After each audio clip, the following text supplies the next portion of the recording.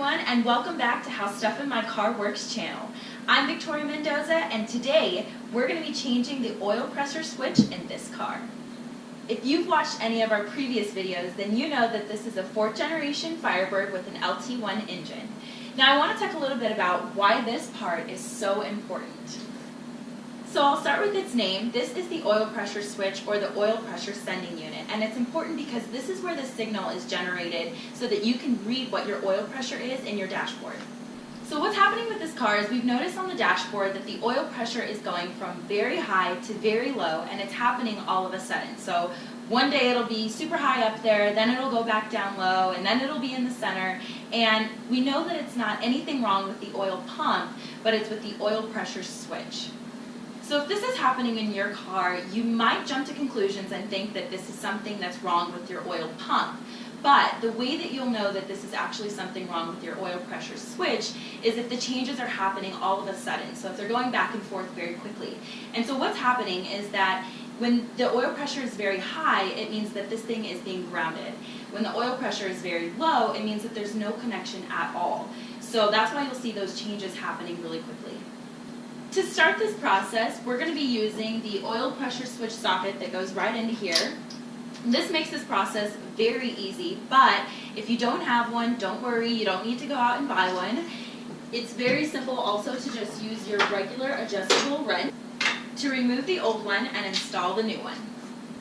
So we got lucky on this car because the oil pressure switch on this vehicle is located near the oil filter.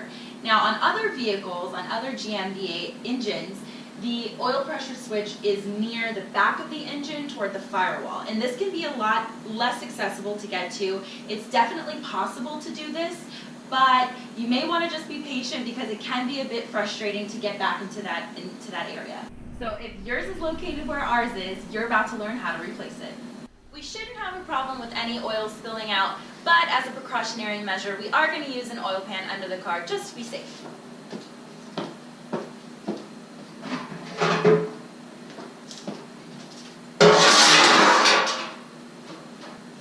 Now it's time to get dirty.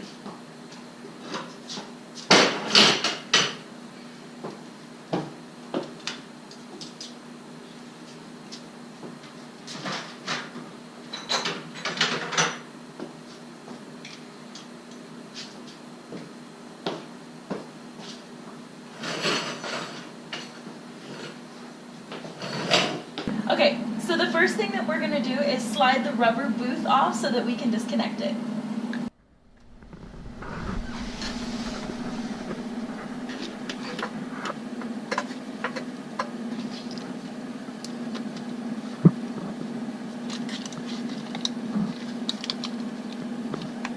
Once the booth is removed, you can disconnect the connector.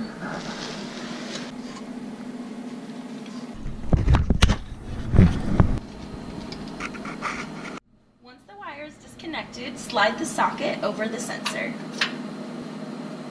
Now remove it with your ratchet.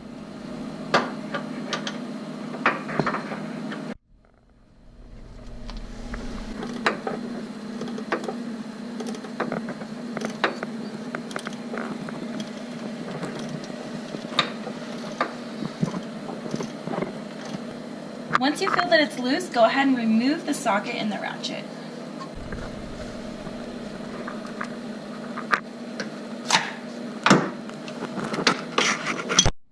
Now we have our pan here just in case the oil does spill, and you're going to finish removing it by hand.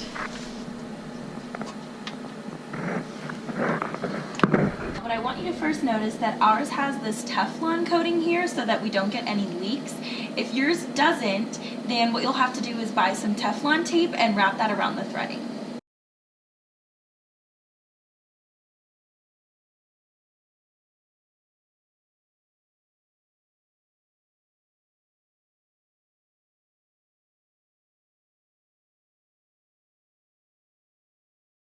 Once you've tightened it by hand, you can go ahead and use your socket and your ratchet to tighten it back up.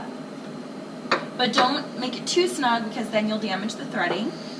And from there, you connect the wiring and the booth back over it. The oil pressure switch is installed, so let's fire this baby up and make sure she's working.